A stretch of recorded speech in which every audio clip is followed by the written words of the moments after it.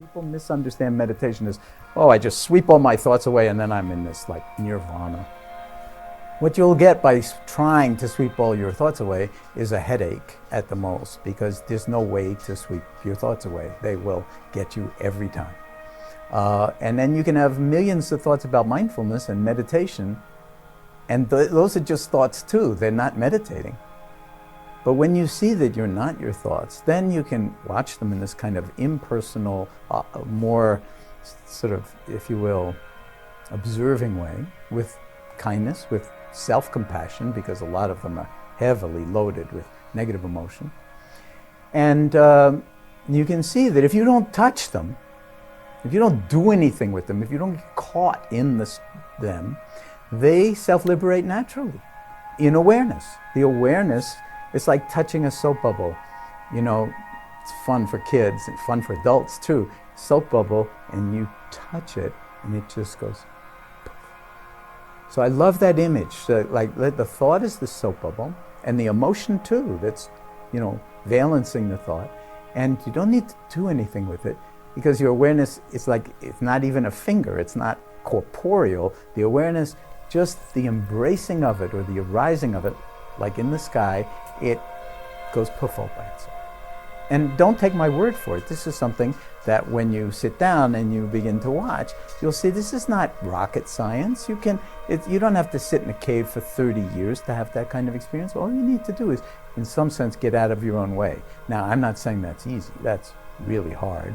But if you can have moments when you get out of your own way, then you'll see that a lot of the stuff that we get so caught up in, it's like, it's a mirage.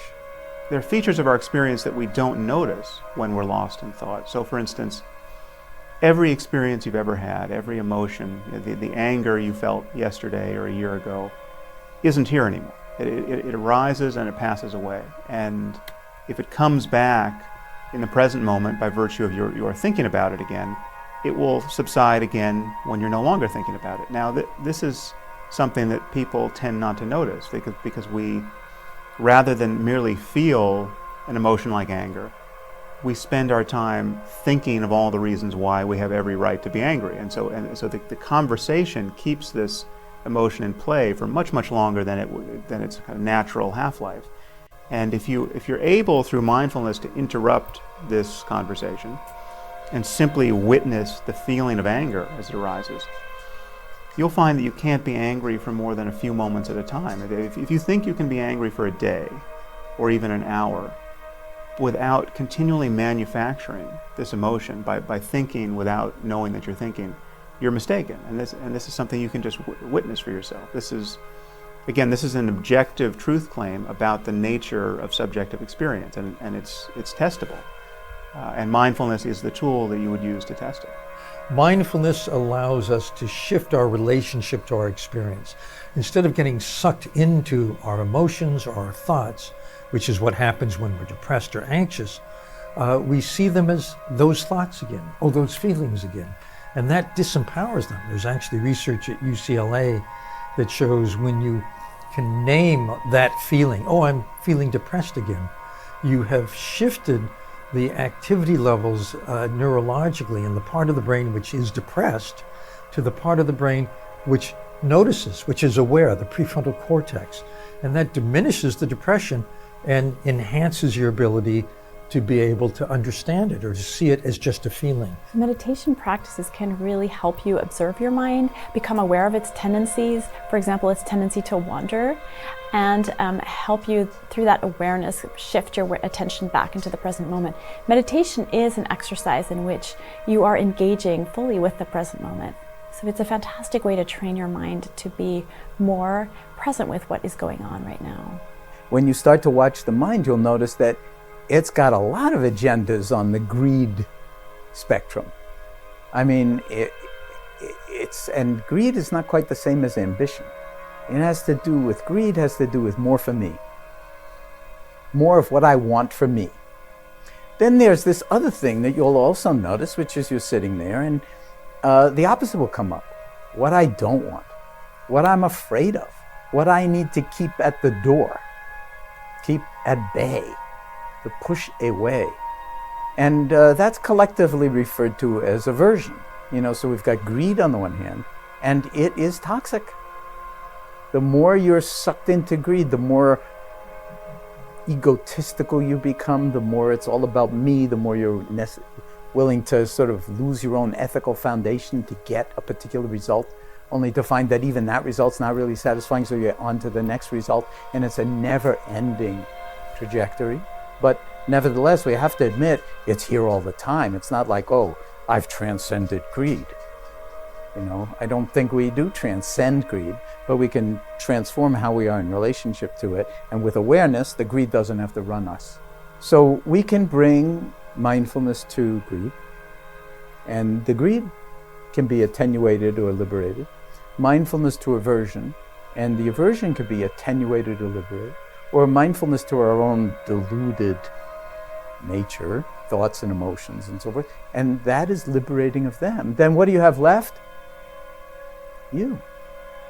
As pure awareness, fully embodied. What comes next? I don't know, you're writing the script. It's not like, oh, then you'll feel this and you'll feel that and you'll be enlightened and everybody will bow down to you and, you won't ever have to, have any kind of challenges or difficulty. The full catastrophe will evaporate forever. No.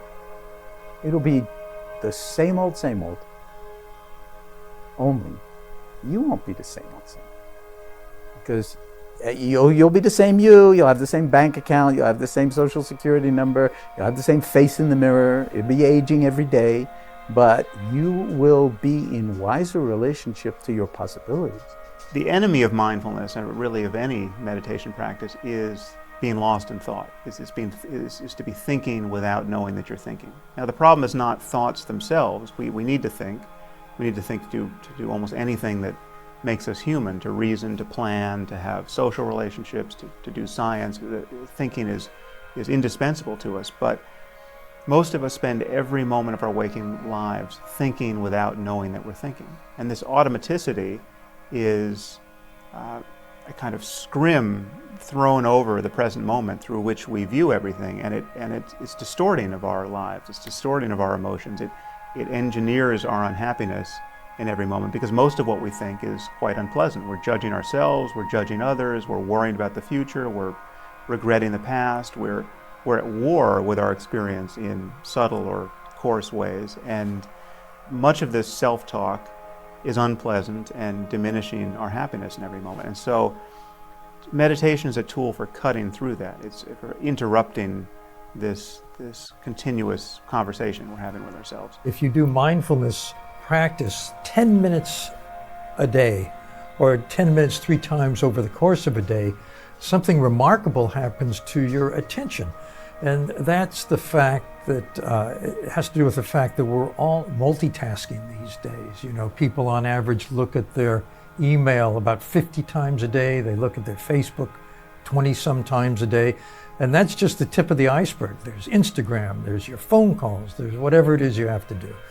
And what this means for attention is that we're challenged, that focused attention is an endangered species. What happens with attention is it either goes to the highest opportunity or it goes to the highest threat that we perceive in our environment. So suddenly there is something that we, in the hunter-gatherer time, something that was valuable to eat, and then that's where our attention goes. Or there's something like a dark shadow moving, and then that's where our attention goes. And it's automatic.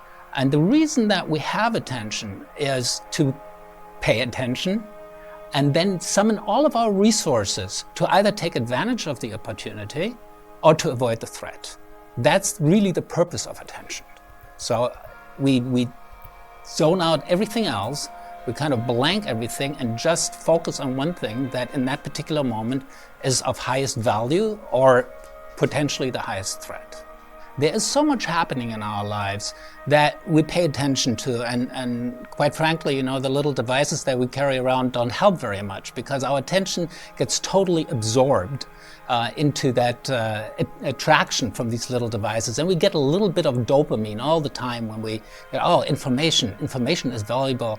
instinctively. So we want to know what's happening and what's going on. That it's true for gossip, and that's true for why we watch the news. But the problem is that our attention is so much absorbed in that we rarely, if ever, pay attention to just being present. And that is really what mindfulness and meditation is trying to balance out a little bit, so that when the mind quiets and you actually are at home in your body, that distraction fades away and you actually get in touch with that underlying happiness that the Greeks call eudaimonia. Research shows that people who meditate can increase their attention span. In fact, in some research studies, we use a task called the attentional blink task, in which you show people a number of different images in very fast sequence. And usually we would only pick up every fourth image. We don't actually see the others. That's why we call it the attentional blink. Well, research has shown that after a meditation retreat, people tend to not show that attentional blink, or to show it less, which is very interesting. Means that if we calm our mind, we're somehow able to pick up things better in our environment, which also makes sense in terms of how divided our mind is with regards to multitasking and so forth. When our mind is very settled, then we're able to literally see more things, register more. There was also a study out of Yale that looked at what's called the default mode network of the brain. It's a connected series of brain regions that are active during most of our waking hours, when we're doing that thing that human beings do all the time, which is obsessing about ourselves, thinking about the past, thinking about the future, doing anything but being focused on what's happening right now. Meditators not only turn off the default mode network of their brain while they're meditating, but even when they're not meditating. In other words, meditators are setting a new default mode. And what's that default mode? They're focused on what's happening right now. We know a lot about, or we're growing our knowledge about the effects of meditation, long-term meditation in people like monks that meditate for 50 or 50,000 hours in their lifetime. And we know that this completely changes the electrophysiological responses of their brains. They have much higher levels of what we call gamma waves, which is a particular frequency of wave. All of us get gamma for a very short period when we solve a problem we've been grappling with, even if it's something that's vexed us for months. We get about a half second of gamma. It's the strongest wave in the EEG spectrum. We get it when we bite into an apple or imagine biting into an apple. And for a brief period, a split second, inputs from taste, sound, smell, vision, all of that come together in that imagined bite into the apple. But that lasts very, very short period in an ordinary EEG.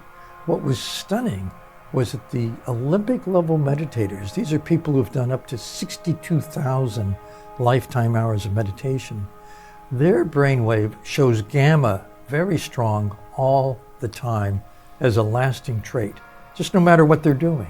It's not a state effect, it's not during their meditation alone, but it's just their everyday state of mind.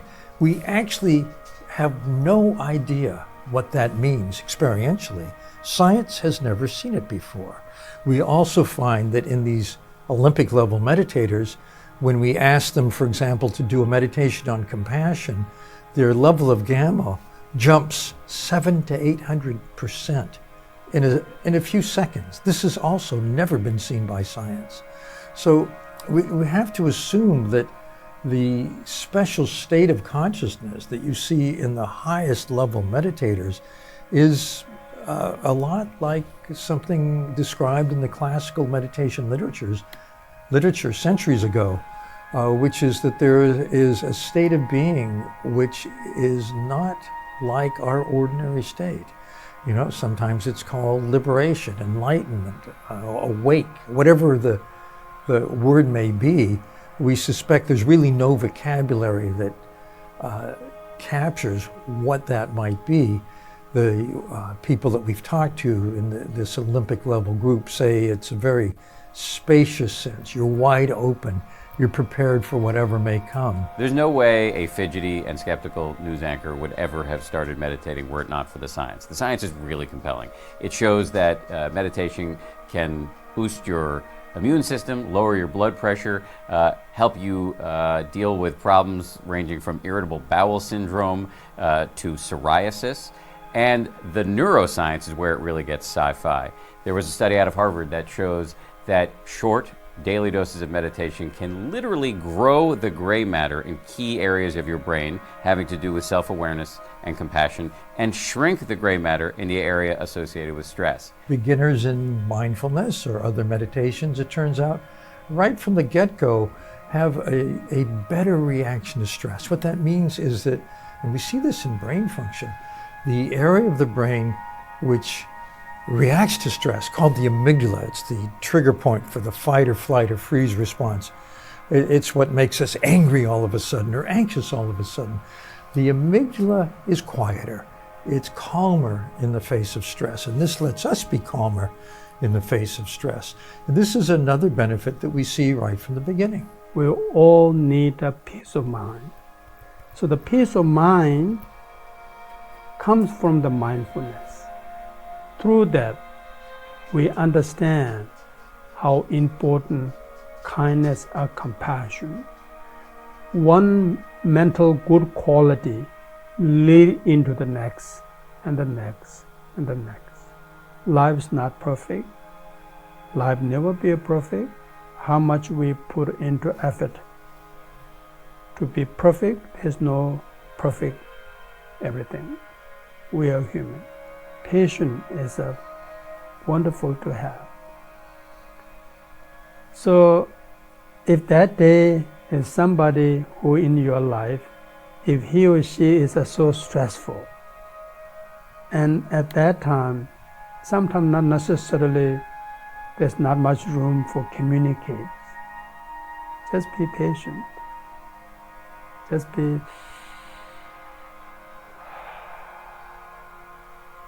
as a human being, we all need that kind of quality.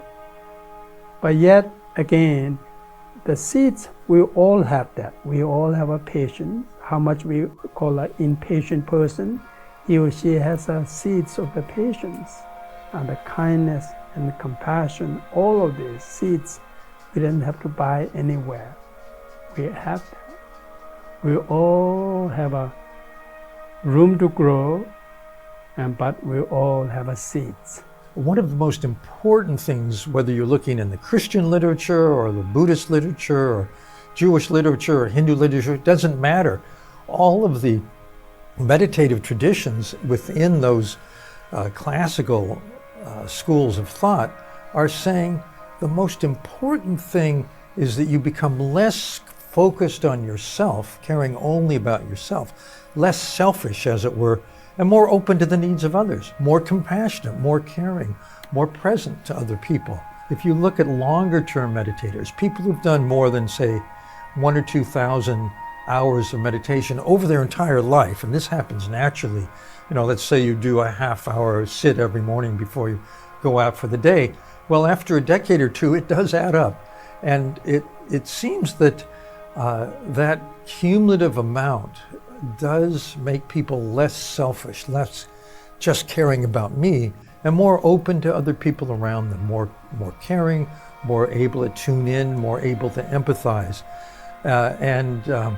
This also shows up in a brain change, which we think is quite significant, which is that the nucleus accumbens, which is the focus of craving, of I gotta have that. Drug addiction, for example, actually becomes smaller in longer term meditators. And this seems to be related to this lack of I, me, mine in how people behave and how they think in their emotional life. And we see it most strikingly, of course, in Olympic level meditators, where these are people who have done 10,000 or more, 10,000 to 62,000 hours of meditation. And they are genuinely selfless people, but they're very nourishing, very enjoyable to be with because they pay attention to you. They really focus on the person they're with and how they can be of service, or what do you need now? It's very refreshing. How do you get to be a regular meditator? And the answer is, I think, start very, very small. I know for myself, I have a subchapter in my book called Confessions of a Yo-Yo Meditator, because I think I have tried all different kinds of meditation. And my big mistake early on was to try and meditate for too long at a sitting. So I would try and meditate for 20, 25 minutes with no meditation experience. And it was a disaster. I forced myself to do it for 30 days thinking that would be it and I would form my habit. And day 31, I took a little break and I never came back. But then when I came back again, starting very, very small with things that I can just do on my own, just breathing meditation, focusing on the breath, something that we all do at the end of yoga classes. That's what really kind of helped me build my muscle. And I just had to stick with that very short meditation and build it up that way. And I think people too often either start too long or don't stick with it enough. But again, shorter is better. My powers of prognostication are not great. I bought a lot of stock in the company that made Palm Pilot back in 2000, and that didn't go so well for me. But having said that, I'm going to make a prediction. I think we're looking at meditation as the next big public health revolution. In the 1940s, if you told people that you went running, they would say, who's chasing you? Right now, if you tell people you meditate, and I have a lot of experience with telling people this, they're going to look at you like you're a little weird most of the time. That's going to change. Meditation is going to join the pantheon of no-brainers like exercise, brushing your teeth, and taking the meds that your doctor prescribes to you. These are all things that if you don't do, you feel guilty about. And that is where I think we're heading with meditation, because the science is so strongly suggestive that meditation can do really, really great things for your brain and for your body.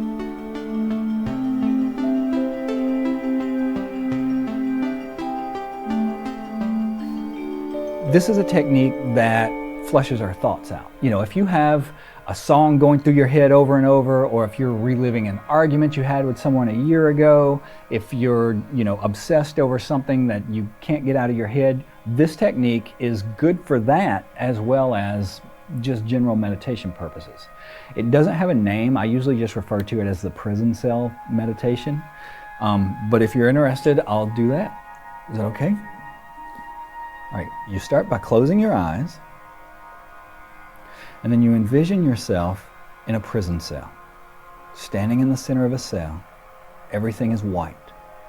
The walls are white, the ceiling is white, the floors are white. The only thing there is in this cell other than you, on the back wall, is a slit of a window. And it's up so high that the only way that you can reach it, the only way you can see out of it, is by gripping the window ledge high above your head and hoisting yourself up by sheer brute physical upper body strength, almost like you're doing a pull-up or a chin-up. So you want to bring as much tactile sensation to the visualization as you possibly can. You want to feel it as much as you can. So picture yourself walking to the back of this wall, pressing yourself against it, reaching up with your hands and gripping the edge of that windowsill with your fingertips. Try to feel what the back wall of that prison cell would feel like pressed against the side of your face, pressed against your torso. Feel the coldness of it, the grittiness of it. And as you start to lift yourself up off the floor using just your arms, try to feel what that would actually feel like. Feel the muscles in your shoulders. Feel the muscles in your chest, in your abdomen firing, tensing as you're pulling yourself up. Try to feel what the wall would feel like as you scrape against it, lifting yourself slowly by sheer strength. As your eyes crest over the rim of the window, white light bursts through the window, floods through the window, and obliterates everything. The cell, you, everything, until there's only white light remaining. Do it again. Press yourself against the back of the wall, reach up with both hands and grip the edge of the windowsill. Feel the muscles in your chest, in your abdomen, in your shoulders, tensing as you start to lift yourself up. Feel the wall scrape against the front of your thighs, against the side of your face, as you hoist yourself until your eyes go over the edge of the window frame, and then white light comes flooding in through the window, obliterating everything. you, the cell, until there is only white light. Once more, feel yourself pressed against the wall. Raise your arms, hook your fingertips over the window ledge. Begin to raise yourself slowly up by sheer strength, feeling the muscles in your shoulders, your chest, your torso, straining as you lift your body weight. Feel the wall of the prison cell as you scrub against it. And as your eyes go over the edge of the window frame, white light comes flooding in, obliterating everything. And this is one of those things you can do for as long as you have time. You can do it 5 times, you can do it 10 times. The longer you do it, the more effective it is. And it gives you something to work with, in your visualization, instead of just trying to stay in the present moment, which is really, really hard.